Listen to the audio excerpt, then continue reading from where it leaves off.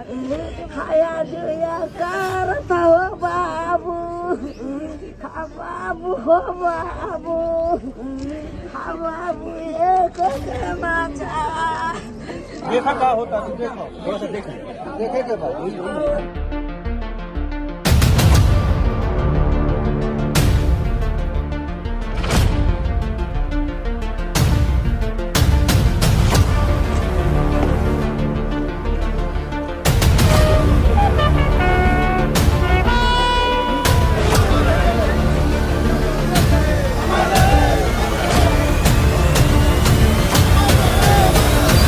वर्ती को तथाकथित तौर पर नक्सलियों का गढ़ कहा जाता था, वहां पर वो कैंप खुला है। निसंदेह उनकी बौखलाहट है। 25 फरवरी की दोपहरी जहां शहर में एक तरफ सारी चीज़ें सुचारू रूप से चल रही थी, वहीं दूसरी तरफ 25 फरवरी की ही एक दोपहरी दूसरा क्षेत्र, ग्रामीण क्षेत्र, नक्सलियों से भरा क्षेत्र बीजापुर, जहां पर एक आईईडी ब्लास्ट हुआ और उसके बाद भिलाई के एक जवान शहीद हो गए। नमस्कार, मैं सीमांत हूँ, केपी न्यूज़ देखना शुरू कर चुके हैं। सेक्टर 2 सड़क 3 में मौजूद हूँ और मेरे पीछे जो घर आप देख रहे होंगे, जिसके सामने फूल माले पड़े हुए हैं, वो घर, उस घर में जो शख्स जिनका नाम राम आशीष यादव, जो 19वीं बटालियन के जवान थे, बीजापुर में तैनात थे, सर्चिंग ऑपरेशन में लगातार सर्चिंग कर रहे थे, कूच कर रहे थे जगह जगह जा कर के। अचानक से आईईडी में पैर रखते हैं, प्रेशर बम में पैर रखा गया। जब वहाँ से वो निकले तो बम ब्लास्ट हो गया और वहीं पर उनकी मौत हो गई। शहीद जवान का शव आज भिलाई लाया गया। भिलाई लाने के बाद जो माहौल था, वो तस्वीरों में आपको दिखा रहे हैं कि किस तरह से माहौल गमगीन हो चुका था।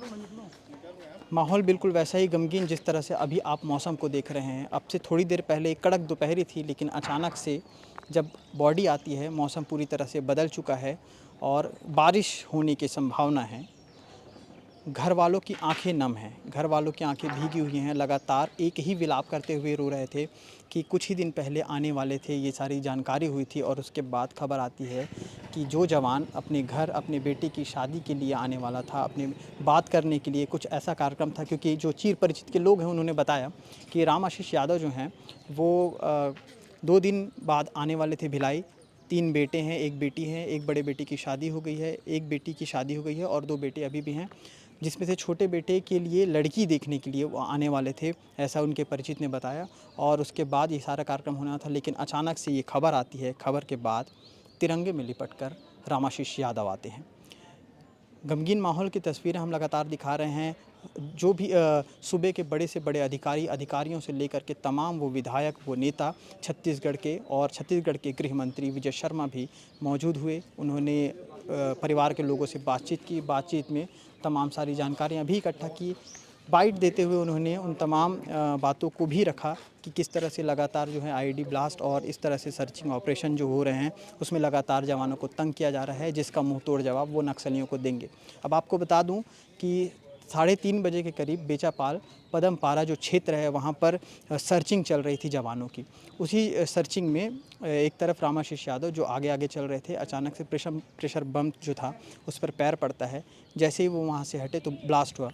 इस तरह की आईईडी, जिस तरह से छत्तीसगढ़ के गृह मंत्री विजय शर्मा ने अभी बताया है कि इस तरह की आईईडी पूरे जंगल, पूरे बस्तर, पूरे बीजापुर, तमाम सुकमा के क्षेत्र और तमाम वो ग्रामीण क्षेत्रों में लगाया गया है, जहां पर इन्हीं आईईडी के तहत न कभी विकास हो पाता है, न कभी पानी पहुंच पाता है, न कभी किसी तरह की सुविधा पहुंच पाती है। इसी रोक टोक के लिए नक्सलियों ने इसे पूरे जंगलों में बिछा रखा है और इसी के लिए जो बलिदानी जो है, हमारे जवान जो हैं, वो शहीद हो जाते हैं। राम आशीष यादव की बॉडी को बलिया ले जाया गया है, क्योंकि उनका पैतृक गांव बलिया है। बलिया में ही उनका अंतिम संस्कार किया जाएगा। घर के जो लोग थे, आसपास के जो लोग थे, फूट फूट कर रो रहे थे। उनकी आंखें सभी वो कहानियां बयां कर रही थी कि किस तरह से, कैसे वो शख्स थे, किस तरह से आना जाना उनका लगा रहता था, लोगों से क्या बात व्यवहार रहता था, वो सारी चीज़ों को बयां कर रहे थे। ये एक गौरव की बात है कि एक जवान शहीद हो गया, लेकिन ये आंखों को नम करने वाली भी एक कहानी है, जो अब से पहले, कुछ देर पहले की हकीकत थी। 25 फरवरी की 3:30 बजे की दोपहरी में अचानक से सारी चीज़ें हुई और आज सेक्टर 2 सड़क नंबर 3 राम आशीष यादव के घर के ठीक सामने मैं यहाँ पर रिपोर्टिंग कर रहा हूँ। और इन सब के दरमियान, चाहे वो राजनीति की सरगर्मी हो, चाहे वो मौसम की सरगर्मी हो, बिल्कुल लगातार चेंज हो रही थी। अब बदलाव किन किन चीज़ों में होगा? नक्सलियों से प्रभावित क्षेत्र छत्तीसगढ़ आज से नहीं बल्कि काफ़ी समय से रहा है। जिस तरह से विजय शर्मा ने बयान दिया है, क्या ये नक्सलियों के साथ अंतिम लड़ाई होगी, ये भी देखना होगा। ये तो आईईडी ब्लास्ट है, प्रेशर से ब्लास्ट हुआ है। ये उपेंद्र जो मेरे सहयोगी हैं, मेरे पीएसओ हैं, उनके पिताजी हैं, जिनका बीजापुर में कल आईईडी ब्लास्ट से वो शहीद हो गए। और ऐसा तो पूरे जंगल में बहुत स्थानों पर नक्सलियों ने बिछा रखा है, जिसमें सुरक्षा बल के जवान भी शहीद होते हैं, सामान्य नागरिकों को भी उससे बहुत हानि होती है, जानवरों को भी बहुत हानि होती है। अब जाने क्यों बिछा रखे हैं।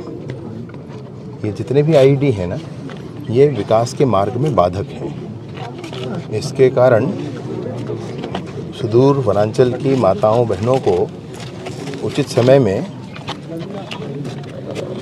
उपचार नहीं मिल पाता है, बीमार व्यक्तियों को उपचार नहीं मिल पाता है, बच्चों को शिक्षा नहीं मिल पाती है। इसी आईडी के कारण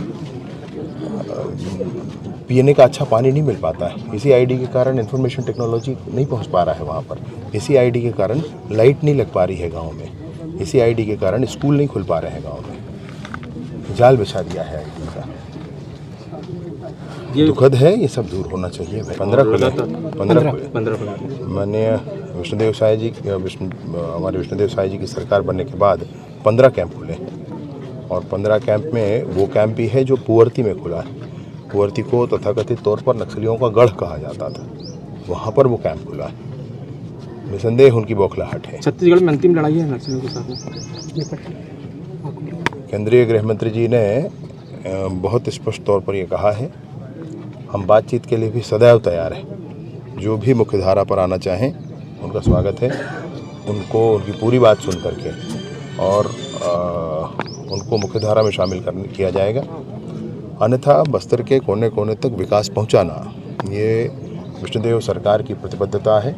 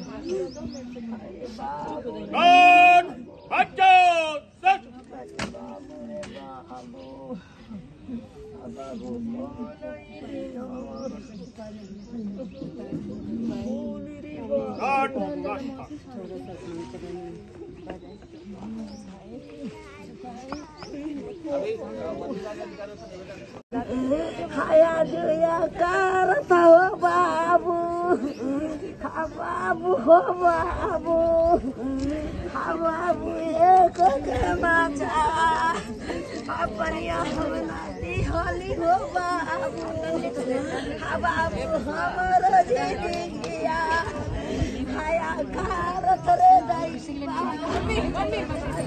लगातार अपडेट हम देते रहेंगे। आगे की कहानियाँ, आगे क्या अपडेट आते हैं वो भी हम आपको बताते रहेंगे।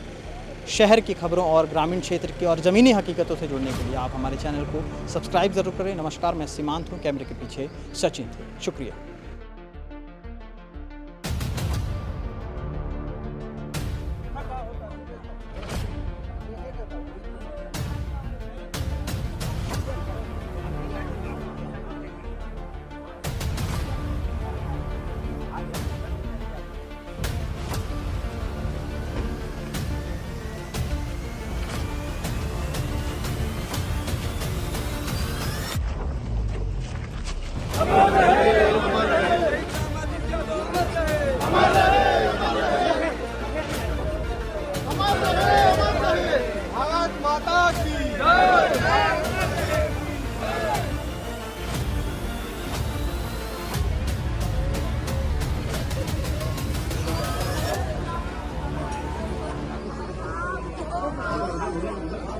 भारत माता की जय, भारत माता की जय।